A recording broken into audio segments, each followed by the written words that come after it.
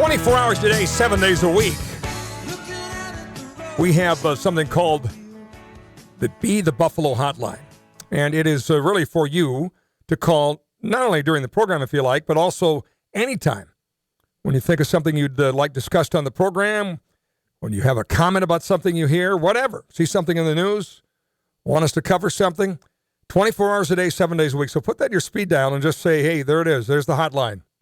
It's the Be the Buffalo hotline for Oasis Petroleum. Our friends at Oasis have really incorporated the Be the Buffalo mentality in every bit of their business. One of the top oil and gas producers in North Dakota. Got oil processing facilities gas processing facilities in North Dakota. So they have midstream operations and really amazing what the work they are doing right now. And their employees, you talk to them, they love it. They love it because they have that Be the Buffalo spirit, meaning they go into the storm. They're not afraid.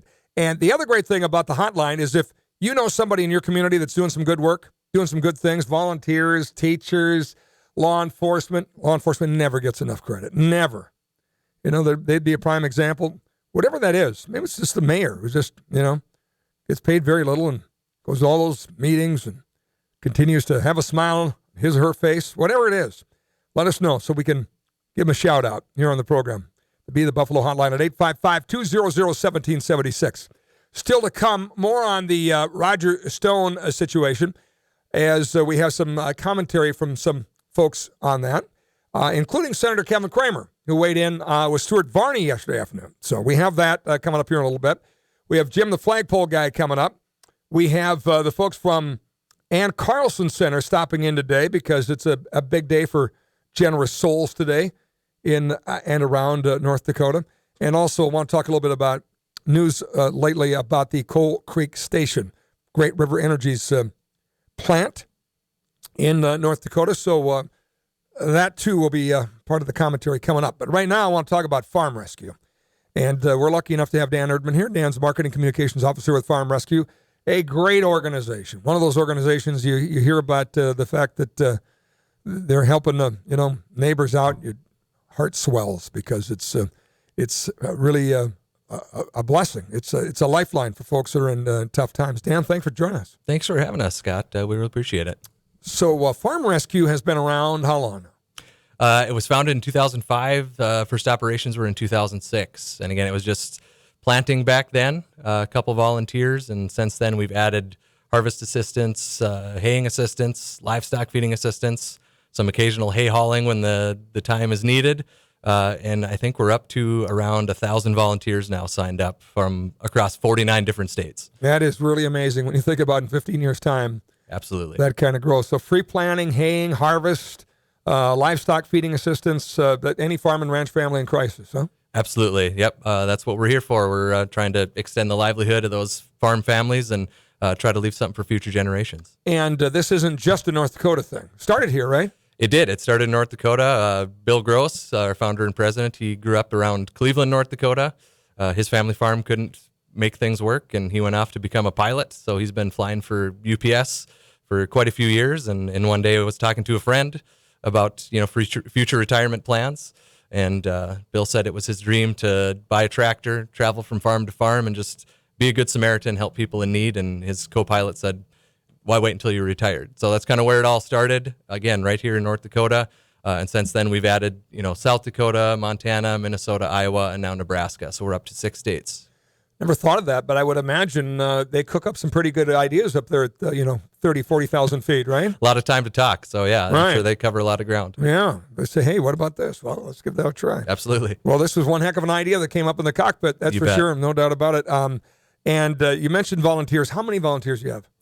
We're up to around 1,000. Like I said, they come from all over. I think at last count, we were at 49 different states. And I don't know if you have a guess for the one we're missing for volunteers that aren't represented from that state. Hawaii.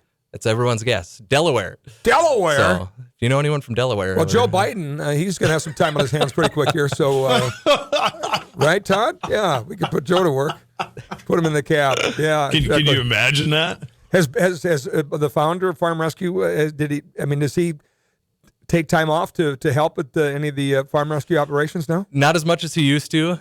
He's got a family of his own now. He's got a little one at home, and he does his flight schedule is pretty crazy. But he still gets back, a couple times a year and helps where he can. But we just have so many people that are wanting to come do this that there's, fortunately, there's not a real big need for Bill to come continue doing what he started doing. So if I'm in Alaska and I want to help, on a farm in South Dakota, when you say volunteer, is he literally flying down on his own dime and, everything? So the volunteers for our organization are basically responsible for getting themselves here to North Dakota. And then from here, we send them out with our vehicles, and that's where a lot of the funding that we take in goes to, is paying for volunteer expenses. So the fuel to get them where they're going, the vehicles to take them there, food, shelter, everything like that. That's a lot of different crews out during those summer months and even during some of these winter months. That it takes a lot of money to keep this program going. Where do you get the iron? We get it from a few different places. Generous business sponsors, a lot of individual donors who, feel a connection to what we're doing and just want to support that. And then we apply for some grants throughout the year as well. So it's kind of those three: individual donors, business sponsors, and grantors. And do you own some of your own equipment? We've gotten to that point, yep. So originally it was all sponsored equipment. That's a heavy burden for a lot of the equipment sponsors to carry for over a decade. So we've been slowly trying to kind of build up some of our own equipment to, save money there for our sponsors. And like I said, slowly building that up. We still have a lot of sponsored equipment, but we have a couple tractors that we own now, and some air seeders and a combine, and quite a few trucks. We're getting quite the fleet out there. The real story here is who you've helped.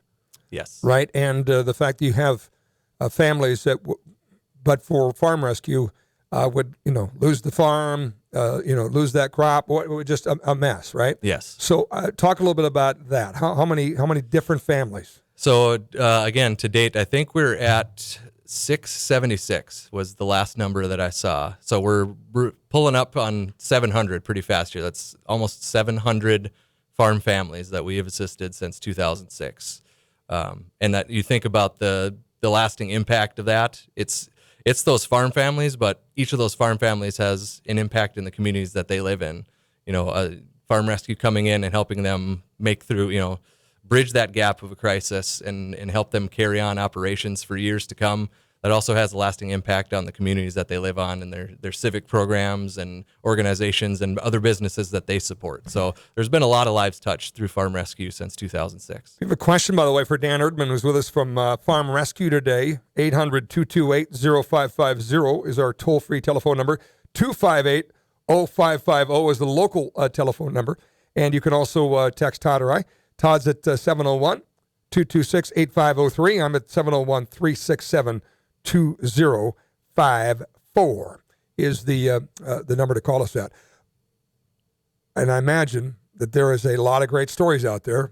And I know you've spent time talking to some of them and chronicling that as well. But you really get a sense of gratitude from the people you've helped, don't you? Absolutely. There's a lot of emotion involved, not only from the farmers, but with the volunteers that are there doing the work. They're only there for a few days at most, but it's amazing the connections that they form with these farmers and ranchers that they're assisting just in those few days. After they leave, there's hugs and tears most of the time. A lot of these volunteers are exchanging information so they can swap Christmas cards, and they still do that years down the road. We have volunteers that come every year and they plan their trip up to North Dakota so that they can stop and visit some of the farmers that they've helped in the past. So these are lasting relationships and lives that are truly touched by the work that we're doing at Farm Rescue. That's awesome. So what's the goal going forward? What do you want to do? Like I said, the goal has always been and will continue to be just to help the family farm and help that family ranch continue what they're doing. We've grown a lot since the beginning. I see that continuing, but we also don't want to grow too fast. We want to make sure that we have the infrastructure in place to do that. We're definitely looking to hopefully add more states down the road. And that's the goal, is to help as many farms and ranches as possible. What do you need? Today is Giving Hearts Day, obviously. Absolutely. And that's, a day to really have folks have an easy way to donate and also maximize those dollars. How important is Giving Hearts Day to you? Truly important, and I think that's the case for all of the nonprofits that participate in this Day of Giving, and it's a tremendous event. It blows my mind every year, just the outpouring of generosity and support that comes from the community and just all over the place for this Day of Giving. I think last count, and you probably have the number, but I think it's almost 600 nonprofits that take part in this now, and this is a lifeline for a lot of them. It's the largest individual fundraiser that we have basically throughout the year, and it's a huge boost to our operations. So yeah, that's any nonprofit. The best way to help is through funding. Is there a particular goal? I mean, something that you're looking for and looking to accomplish with the donations today? Everyone kind of sets their dollar goal. I think ours was at 40,000. Last year, I think we ended up with around 27,000. So again, we're trying to grow that each year and hoping to reach that this year, because that'll make a huge difference for what we're trying to do. And the dollars that you raise today and the dollars that are added from Giving Hearts Day and the different matches and programs that can happen as a result of all the dollars, the one that raises the most money gets a bonus. I think they do that for a top 10 or whatever. But what do you use it for? What will those dollars? Any particular need?